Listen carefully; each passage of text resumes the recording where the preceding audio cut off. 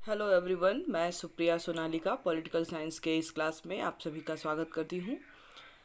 आज का जो हमारा क्लास है वो यूजी सेमेस्टर थर्ड के स्टूडेंट्स के लिए है। और यूजी के कोर्स का जो पेपर 6 है, कॉम्परेटिव गवर्नमेंट एंड पॉलिटिक्स, उसके अंतर्गत हमने लास्ट क्लास में बहुत ही महत्वपूर्ण एक टॉपिक डिस्कस किया था। हमने कॉम्परेटिव स्टडी किया था जुडिशरी का। ब्रिटेन और अमेरिका की जुडिशरी का हमने अध्ययन किया था अपने लास्ट क्लास में।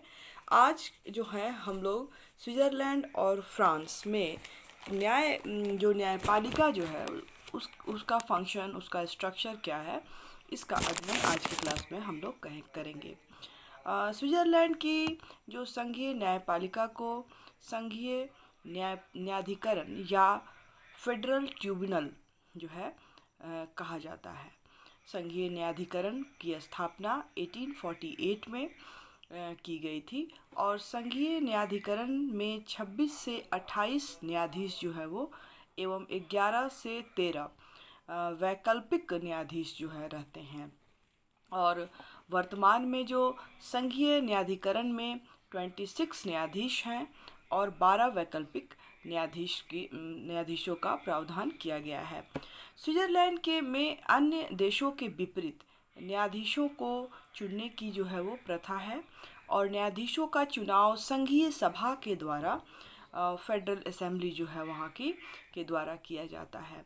इनके पुनर्निर्वाचन पर कोई प्रतिबंध नहीं होता है और व्यवहार में संघीय सभा न्यायाधीश को बार बार चुनती है।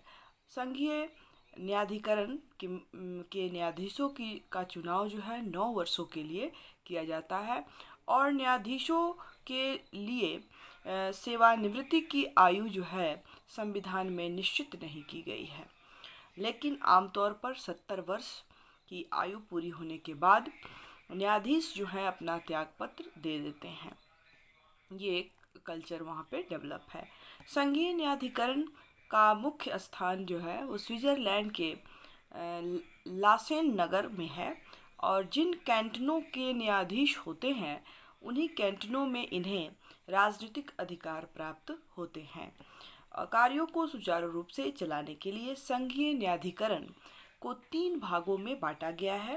पहला, संवैधानिक एवं प्रशासनिक कानून न्यायालय, constitutional and administrative law court.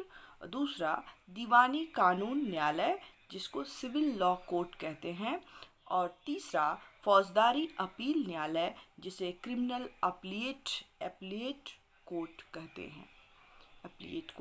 हैं।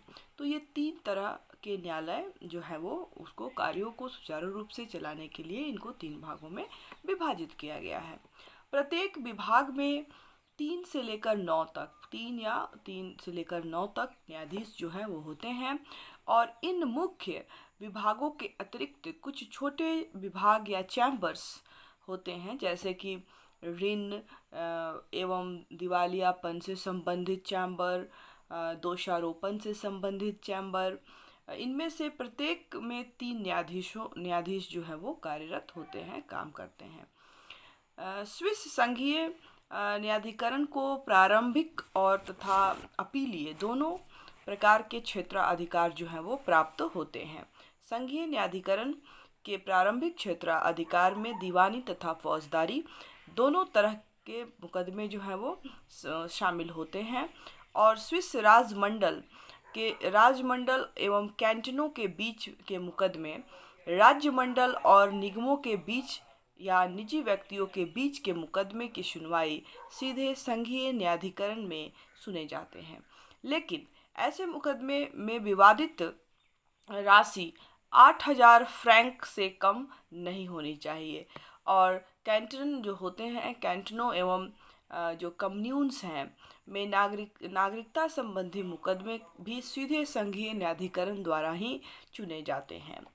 संघीय न्यायाधिकरण को फौजदारी मामलों में भी प्रारंभिक क्षेत्राधिकार प्राप्त होता है और स्विस संघ के विरुद्ध देशद्रोह, संघीय अधिकारियों के विरुद्ध विद्रोह तथा हिंसा, अंतर्राष्ट्रीय कानूनों के विरुद्ध अपराध, राजनीतिक अपराध, जाली सिक्के बनाने से संबंधित मुकदमे की भी सुनवाई सीधे संघीय न्यायाधिकरण में ही सुने जाते हैं।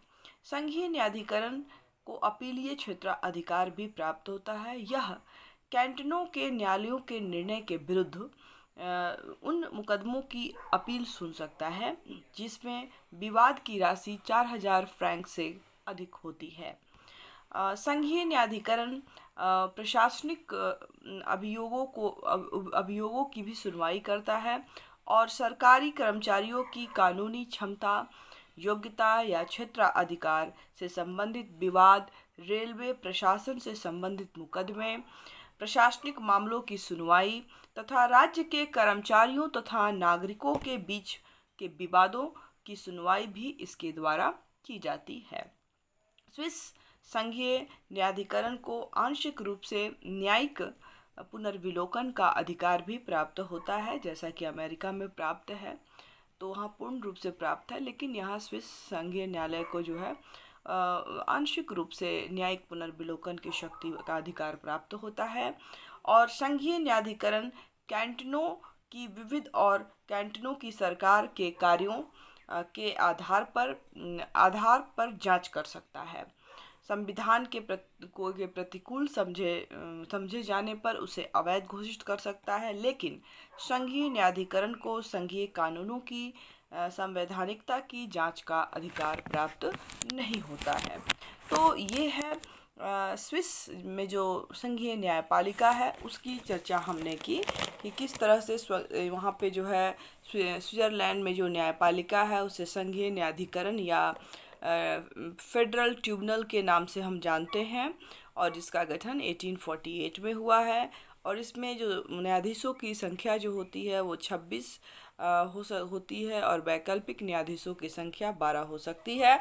और इकारियों की सुविधा के लिए इसको 3 भागों में विभाजित किया गया है: संवैधानिक एवं प्रशासनिक कानून से संबंधित न्यायालय, दीवानी कानून न्यायालय और फौजदारी कानून जो फौजदारी अपील न्यायालय है। तो इन तीन लेवल पे जो है जो संघीय न्यायाधिकरण है या स्विस जो न्यायपालिका है वो काम करती है।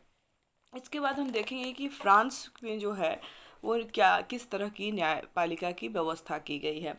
तो फ्रांस के सभी विधियों का निर्माण संसद द्वारा किया गया है।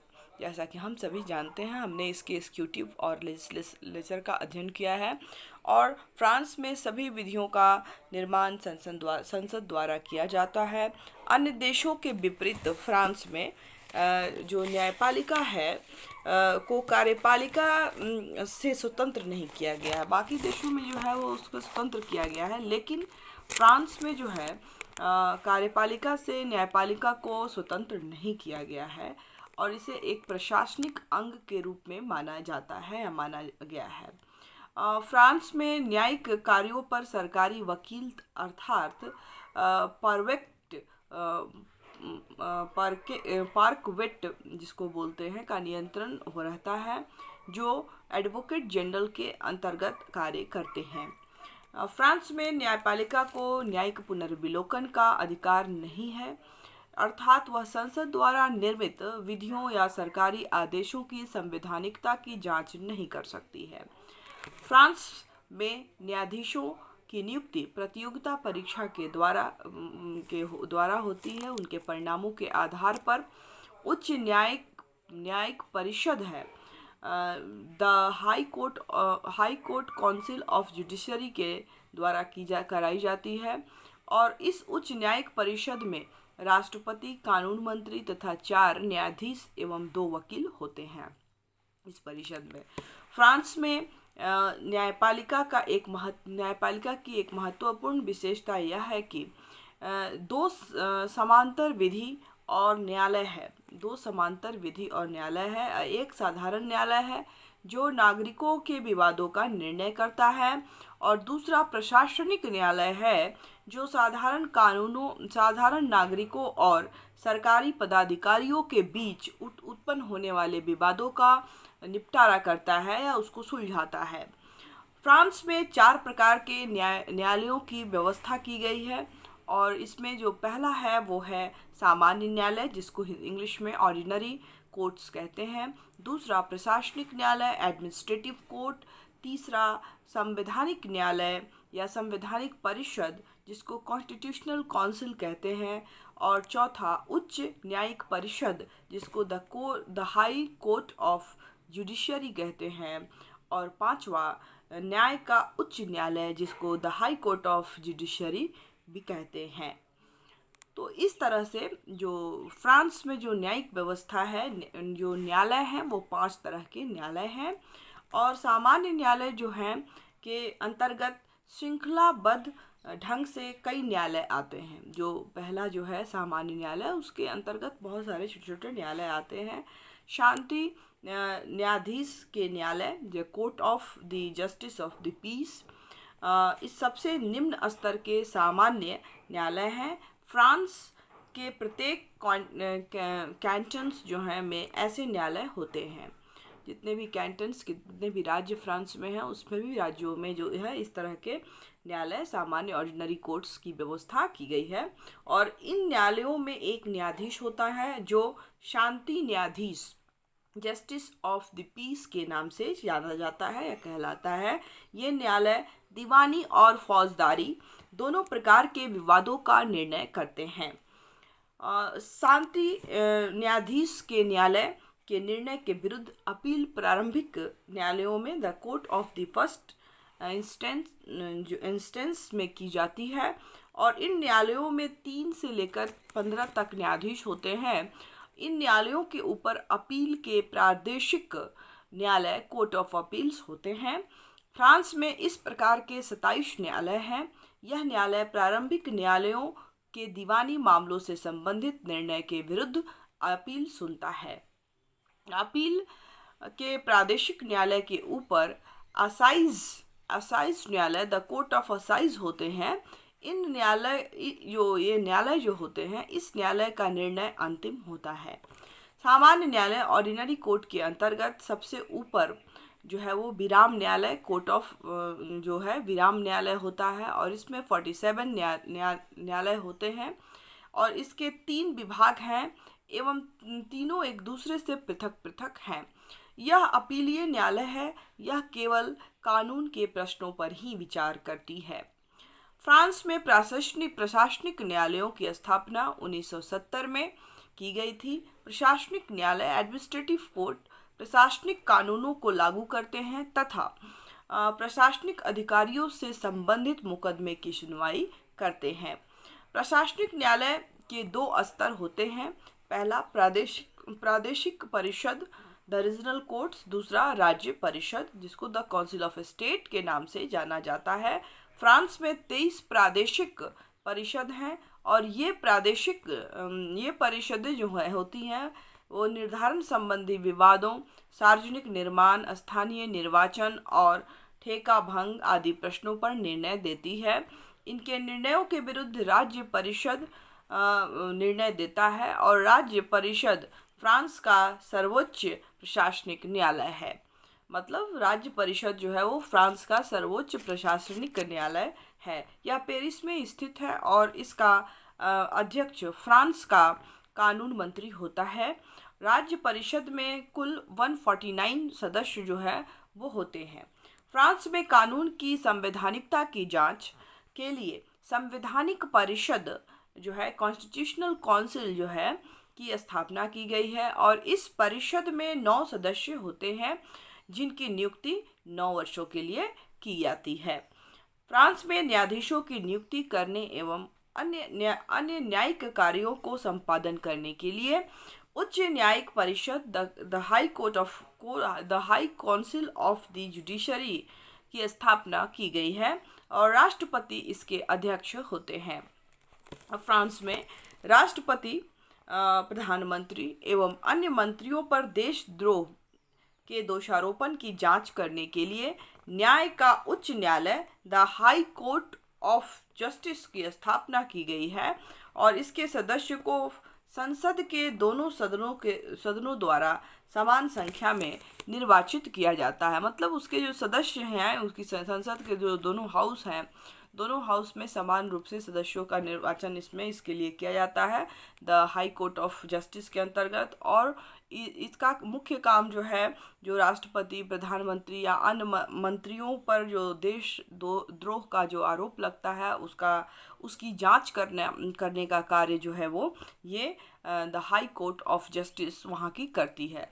तो इस प्रकार हम देखते हैं कि फ्रांस में जो न्यायिक व्यवस्था है उसको 5 भागों में विभाजित किए गए हैं। और पहला जो चीज़ है कि यहाँ पे जो है उसको कार्यपालिका से स्वतंत्र नहीं किया गया है। यहाँ प्रशासनिक न्यायालय की व्यवस्था की गई है।